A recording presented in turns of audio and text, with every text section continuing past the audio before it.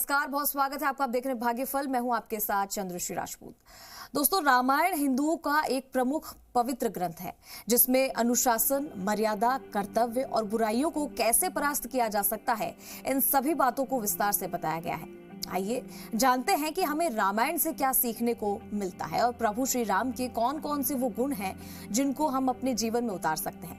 इसी बारे में ज्यादा जानकारी देने के लिए हमारे साथ जुड़ रहे हैं ज्योतिष परिषद एवं शोध संस्थान अध्यक्ष ज्योतिष आचार्य पंडित पुरुषोत्तम गौड़ जी। आचार्य जी, बहुत बहुत स्वागत है आपका हमारे इस खास कार्यक्रम में। जी धन्यवाद। श्री राम, जय जय राम, मेरे राम की जय हो। तो अगर आपके मन में भी कोई सवाल या शंका है, आप हमारे साथ जुड़कर पंडित जी से अपनी समस्या का हल जान सकते हैं। हमारा नंबर 0120-715-3787, 0120-715-3826। ये नंबर लगातार टीवी स्क्रीन पर फ्लैश हो रहा है। आप इन पर कॉल करिए, हमारे साथ जुड़िए और इस कार्यक्रम में ज्यादा से ज्यादा जुड़कर पंडित जी से अपनी समस्या का हल आप जान सकते हैं। आज का जो हमारा विषय है वो रामायण को लेकर है। रामायण में पवित्र ग्रंथ तो है ही, लेकिन रामायण में कुछ ऐसी चीजें हैं जिससे हम अपनाएंगे अगर अपने जीवन में, तो उसे बहुत कुछ सीखने को मिलता है। और ना सिर्फ रामायण से, बल्कि अगर प्रभु श्री राम की बात करें तो उनके जीवन में जो चीजें थी, उन गुणों को अपनाकर हम अपने जीवन में कैसे बदलाव ला सकते हैं। आचार्य जी, ग्रंथ तो बहुत लोग पढ़ते हैं, लेकिन उनके गुणों को अपना नहीं पाते हैं। बहुत मुश्किल होता है। और जहां पर श्री राम की बात आती है तो उनके गुणों को अपनाना अपने जीवन में वो बहुत ही कठिन होता है। तो ऐसे कौन से वो गुण है श्री राम के जिन्हें हम अपनाएं, अगर हम उनके पाथ पे चले, यानी कि उनके रास्ते पे चले, तो हमारा जीवन भी धन्य हो सकता है। देखिए, आपने बड़ी अच्छी बात कही है। आदर्श जीवन जीने के लिए रामायण को सुनना चाहिए या पढ़ना चाहिए। और मैं समझता हूँ प्रत्येक गृहस्थ को एक बार रामायण हिंदी अनुवाद के साथ जरूर पढ़ना चाहिए।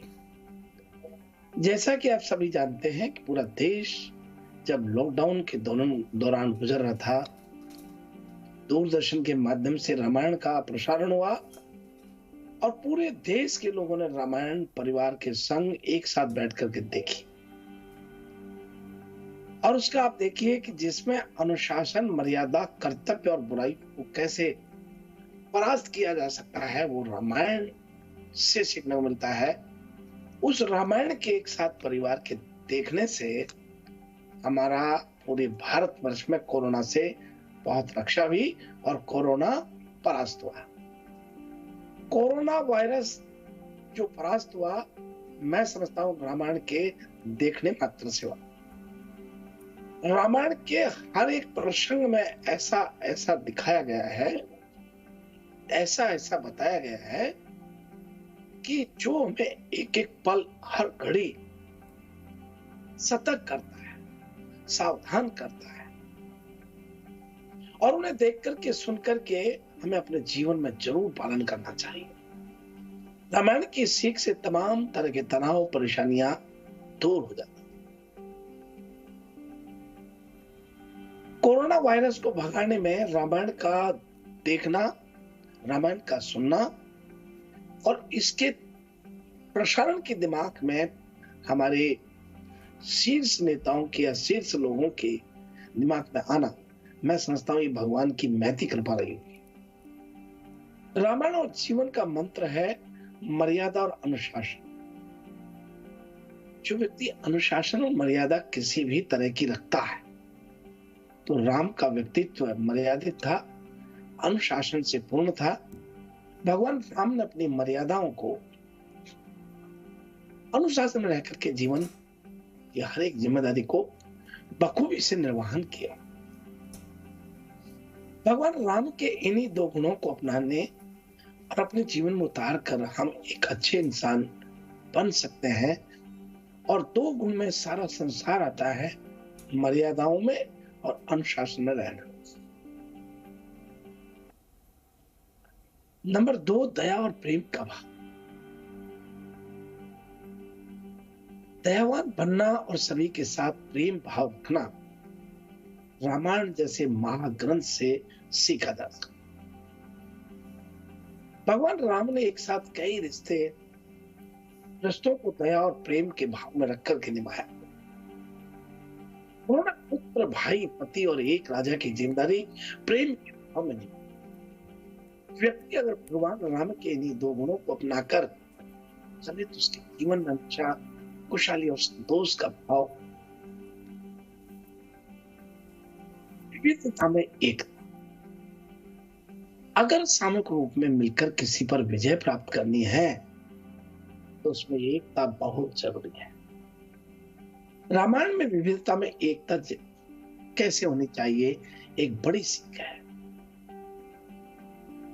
रावण को परास्त करने में भगवान राम की सेना में मनुष्य लेकर जानवरों समेत कई तरह के लोगों का साथ था।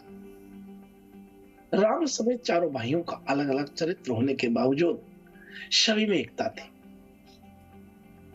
विविधता होने के बावजूद अगर एक साथ मिलकर के किसी भी समस्या से लड़ते हैं तो उस पर विजय जरूर प्राप्त होती है। विश्वास, विश्वास किसी भी रिश्ते की सबसे बड़ी पूंजी होती है। भगवान राम ने 14 वर्षों तक वनवास काटकर कैकेयी को दिए वचन को निभाया। इन सब के बाद भी भगवान राम का सभी भाइयों के बराबर प्रेम था। जहां राम के छोटे भाई लक्ष्मण ने 14 साल तक राम के साथ वनवास काटा था, तो वहीं भरत ने अयोध्या के राजपाट ठुकराया था। ये सब विश्वास और रिश्तों की डोर की मजबूती के लिए प्रेरित करती है। संत श्री जी, एक समान आचरण भगवान राम में ही देखा जा सकता है।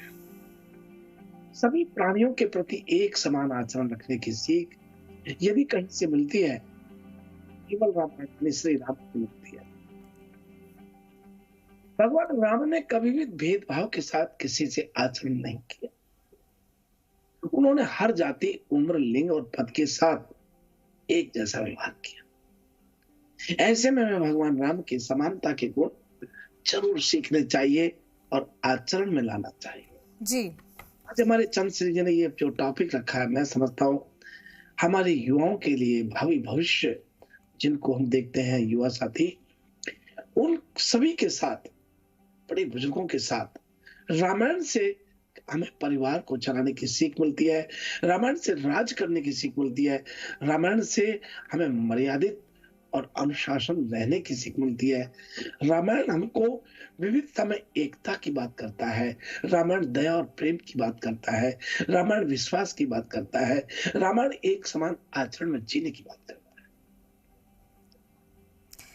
बिल्कुल आचार्य जी, और रामायण के बारे में जितना हमें ज्ञान मिले उतना कम है, और प्रभु श्री राम के बारे में और उनके गुणों को अगर हम आत्मसात कर पाए तो उससे बड़े जीवन में कुछ उपलब्धि नहीं हो सकती है, मुझे ऐसा लगता है। और इसी के साथ में हमारे साथ बहुत सारे कॉलर्स भी जुड़ रहे हैं। उम्मीद करते हैं कि कुछ ऐसे भी कॉलर्स जुड़े जो इस बारे में भी हमसे चर्चा करें। पहला कॉलर जो हमारे साथ जुड़ रहा है, अपना नाम और अपना सवाल बताइए। राम राम पंडित जी। जी राम राम जी। पंडित जी, मैंने अपने पिताजी के बारे में पूछना। उनका नाम है रशपाल सिंह। पंडित जी, हमने ना अपनी जगह का काम लगवाया था कवर करवाने के लिए, तो हमारे ताया जी के साथ झगड़ा भी हुआ था। तो पंडित जी, उसी झगड़े के दौरान हमारी जगह पे किसी ने टूना वगैरह कर दिया, और सबसे पहले उसको मेरे पिताजी ने देखा और हाथ भी लगाया। तो पंडित जी, उसके बाद से उनकी सेहत में खराब चल रही है, और 1-2 महीना ठीक रहेंगे, फिर उनको हॉस्पिटल में एडमिट होना पड़ रहा है। तो गुरु जी, मुझे बताइए कि कोई उपाय बताएं जिससे इसका असर पूरी तरह से खत्म हो जाए, उनकी सेहत अच्छी हो जाए। बेटी, आपका बहुत स्वागत है हमारे भागफल कार्यक्रम में, और बड़ा विश्वास और श्रद्धा के साथ आपने वो प्रश्न किया है जो एक अदृश्य रूप से और बिना देखे उस चीज के हाल लगाने से जो प्रभाव हुआ है, उस प्रभाव से पीड़ित होकर के और मन को संकोच, मन की पीड़ा आपने रखी है। मैं आपको बताना चाहता हूं कि आपके घर में आपके कई प्रकार के प्रयोग आपके ऊपर होते आ रहे हैं। मैं ये नहीं कहता कि मैं भगवान हूं, ना मैं ये कहता हूं कि मैं भाग्य विधाता हूं, लेकिन मैं ये जरूर मानता हूं कि मार्गदर्शन करने का सहयोग कार्य मेरे को भगवान ने सौंपा है। तो मैं इतना सा ही कहूंगा कि ये सब जो हो रहा है, झगड़े भी होते हैं परिवार में, आपस में होती हैं, लेकिन विनम्रता और शालीनता और शांति भाव बनाए रखने से सब दूर हो जाते हैं और लड़ने वाले लोग परास्त हो जाते हैं। तो नियमित रूप से भगवान शिव की सेवा करना आपके पिताजी को कहें, शुभारंभ कर दें और उसमें भांग और बूरा थोड़ा सा मिश्रण करके, दूध मिश्रण करके शिव जी को अर्पण करें, नियमित रूप से करें। और इसके अतिरिक्त ओम नमः शिवाय, ओम नमः शिवाय, ओम नमः शिवाय, इसकी माला यदि 11-21 माला प्रतिदिन करते हैं तो बहुत लाभ होगा। घर में सभी प्रकार सुख शांति समृद्धि आपके घर में विराजमान हो। जी, इसी के साथ अगले कॉलर का रुख करेंगे। अगला कॉलर जो हमारे साथ जुड़ रहा है, अपना नाम और अपना सवाल बताइए। गुरु जी राम राम। जी जय श्री राम। गुरु जी मैं बीच में ठीक हो जाती हूँ, आपके ट्राई करती हूँ गुरु जी, तो बीच में फिर ऐसे हो जाती है। गुरु जी क्या बात है? और गुरु जी जो कटा, दूसरा प्रश्न हो गया कि जो कटा हुआ वृक्ष हो पीपल का, उसके नीचे दीपक जला सकते हैं या नहीं? और मेरी चीज ठीक हो जाती है। बहुत स्वागत है आपका हमारे भागफल कार्यक्रम में। बहन देखिए, कहते हैं कि आपके बताए गए उपायों से मैं ठीक हो जाती हूँ, फिर वापिस हो जाती हूँ परेशान। ये मानते हैं कि बिल्कुल ऐसा हो रहा है, लेकिन आप तो ये पीपल के पेड़ की बात जो कर रहे हैं, इसके नीचे सरसों का तेल का दीपक जलाएं, उसमें लौंग डालें, कपूर डालें और फिर उस दीपक को जलाएं। और आपको स्थायी रूप से एक मैं उपाय बताता हूं। हनुमान जी के मंदिर में जाकर के हनुमान जी के समक्ष एक मिट्टी के दीपक में तेल भर करके उसमें लौंग और कपूर डाल दें और वो दीपक प्रतिदिन जलाना शुरू कर दें। कलयुग में हनुमान जी को ही संकट मोचन कहा है। बजरंग बली की जितनी सेवा कर सकते हैं आप कीजिए, आपको अवश्य लाभ होगा। माँ भगवती की आप शिष्य हैं, माँ दुर्गा को भी स्मरण करें, लेकिन ये भी करें, आपको बड़ा लाभ हो। सर्व बाधा विनय मुक्तो धन धान सुधान्वितः मनुष्य मत प्रसादेन भविष्य न संशय। इस मंत्र को आप रोज पढ़ते रहें और करिए। सर्व मंगल मांगल्ये शिवे सर्वार्थ साधिके शरणे त्र्यंबके गौरी नारायणे नमोस्तुते। माँ भगवती को प्रणाम करते हुए करें, अवश्य लाभ हो। जी जी, इसी के साथ अगले कॉलर का भी रुख करेंगे। अगला कॉलर जो हमारे साथ जुड़ रहा है, अपना नाम और अपना सवाल बताइए। पंडित जी राम राम दोनों को। जी राम राम जी। हाँ पंडित जी, मैं अपने पति के बारे में पूछना चाहती हूँ। तो क्वेश्चन है पंडित जी, एक तो इनकी छोटे भाई ने प्रॉपर्टी दबा रखी है, वो कब तक बिकेगी? और एक जो उनकी तबीयत ठीक नहीं रहती है। इनका नाम क्या है बहन जी? नाम बता दीजिए। इनका डेट ऑफ बर्थ है 19 सितंबर 53, 8:10 AM बीकानेर। महेश नाम है, महेश। देखिए बहन, महेश जी को प्रॉपर्टी संबंधी जो भी पीड़ा है वो मैं समझता हूँ कि ये थोड़े दिन और परेशान कर सकती है 2024 के अक्टूबर तक। और रहा सवाल स्वास्थ्य का, बहुत ज्यादा चिंता, बहुत ज्यादा टेंशन, बहुत परेशानियां अनेक प्रकार की जो है हो रही है। इनसे आप प्रतिदिन नरसिंह स्तोत्र करने के लिए कहें। नरसिंह स्तोत्र एक पाठ होता है, एक छोटी सी पुस्तक आती है, उसको पढ़ने के लिए कहें। और यदि कर सकते हैं तो हनुमान बाहु के पाठ करें। और यदि वो सब भी नहीं कर सकते हैं तो फिर 4 चौपाइयों को दिन भर करते रहे। दीन दयाल विरद संभारी हरऊ नाथ मम संकट। पवन तनय बल पवन समाना बुद्धि विवेक विज्ञान निदान। कवन सुकाज कठिन जग माही जो नहीं होई तात तुम पाई। दीन दयाल विरद संभारी हरऊ नाथ मम संकट भारी। ये चौपाइयों को दिन में कम से कम नहीं तो 100 बार बोले। और 4 चौपाई आपको गूगल पे सर्च करेंगे, मिल जाएगी, आप ये कीजिए। और सुबह शाम जब उठते हैं तो भगवान को प्रार्थना करें कि प्रभु मेरे अवगुण पर चित्त ना धरे, स्वामी मेरे अवगुण पर चित्त ना धरे। ऐसा इनसे कहिए, अवश्य लाभ होगा। बड़ी मंगल शुभकामनाएं। जी, इसी के साथ पंडित जी अगले कॉलर का भी रुख करेंगे। अगला कॉलर जो हमारे साथ जुड़ रहा है, अपना नाम और अपना सवाल बताइए। हाँ, मैं रिया बड़ी से बोल रहा हूँ। मेरा नाम महेंद्र सिंह है साहब, रिया तहसील से बोल रहा हूँ। हाँ, तो मेरे बच्ची के बारे में पूछना है साहब। बच्ची का नाम है पूजा कंवर, 18/10/2006 का जन्म है, धनतेरस का रात्रि 9 बजे। जीवन कैसा रहेगा और इनके आगे जाके इनके करियर में कैसे नौकरी का योग है कि नहीं है, और कब तक इनके शादी का समय का योग बनेगा, जरा बताइए पंडित जी। बहुत मंगल शुभकामनाएं हैं। आपने बहुत अच्छे से बच्ची के बारे में जानने की प्रयास किया, बहुत अच्छा लगा। लेकिन मैं आपको कहना चाहूंगा कि बच्ची पढ़ाई में भी ठीक है और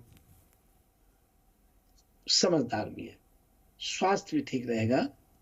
रहा सवाल शादी का, भी बहुत देरी है, बहुत आगे जाकर के शादी होती है। अभी शादी का समय नहीं है और ये 2028 के बाद जाके समय बनेगा।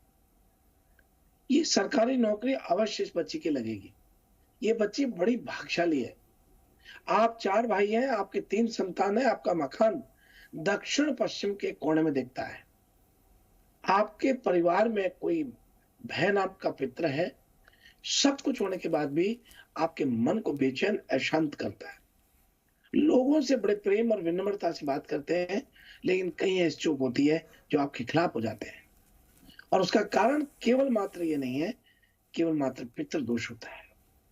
कृपा करके आप अपने घर में गंगा जल गौमूत्र मिश्रण करके कटोरी में ले लें, मिला लें और पीले फूल से पूरे घर में छिड़कें और गूगल बुक की दुआ करें।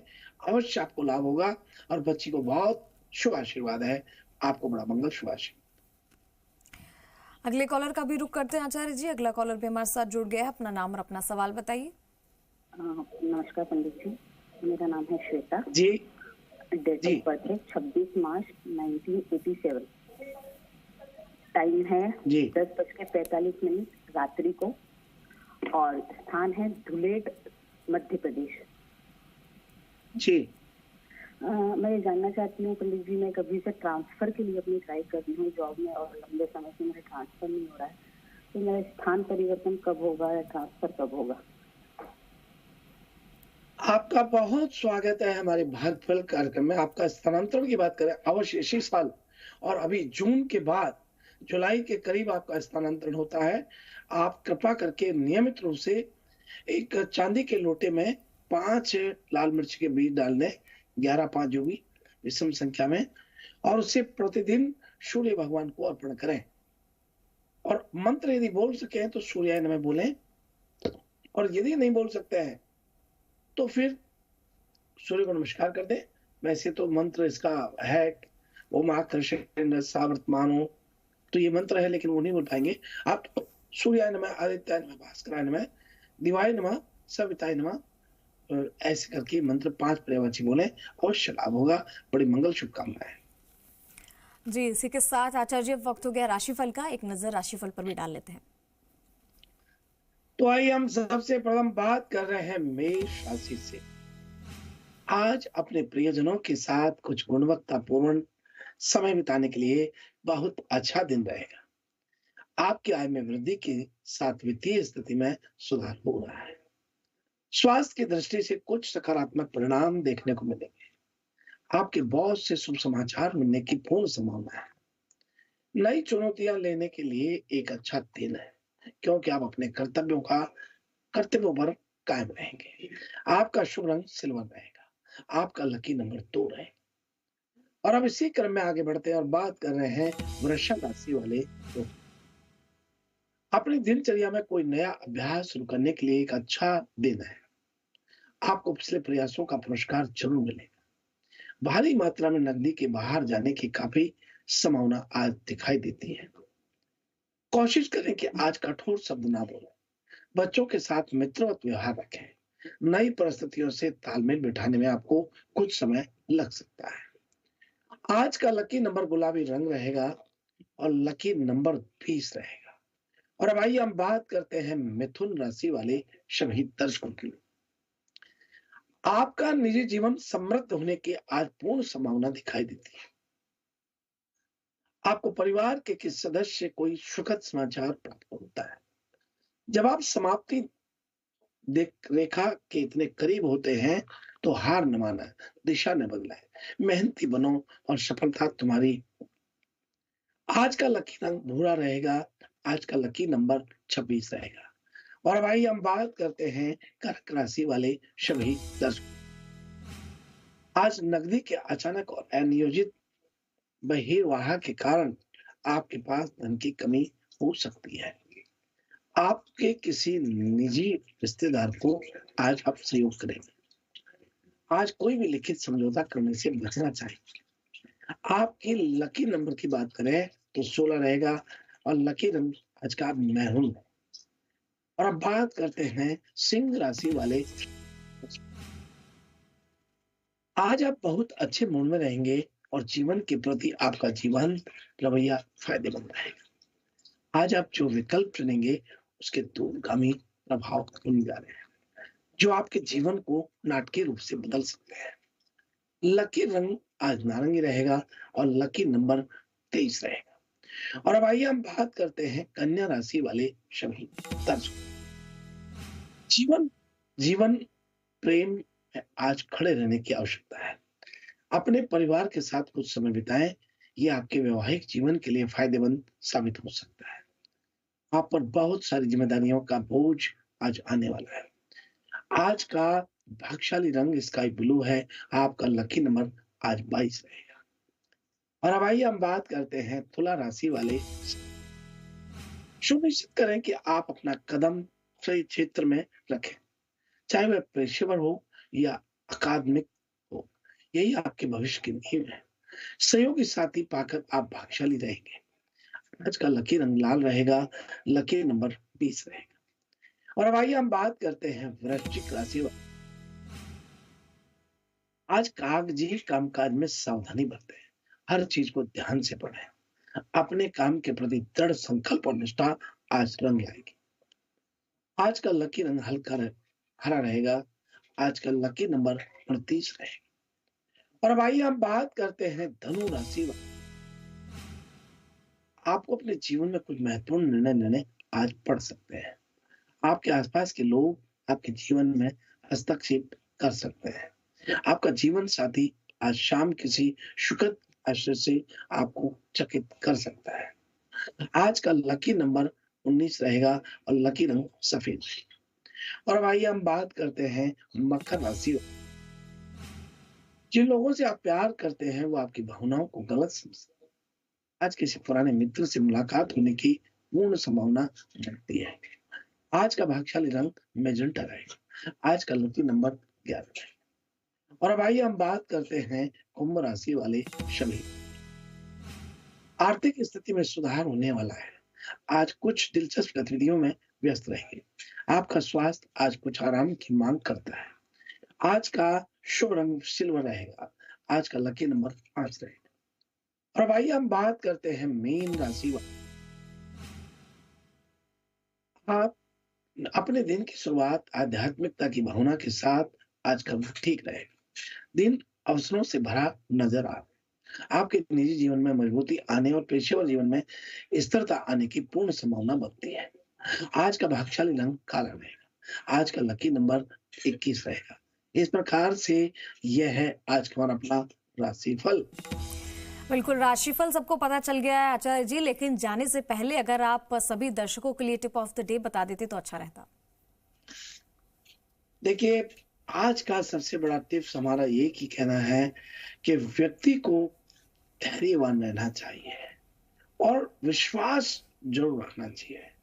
धैर्य, विश्वास और कार्य के प्रति डेडिकेशन, यही आज के लिए हम कहेंगे जो जीवन में आपको ऊंचाई और तरक्की देने वाले रहें।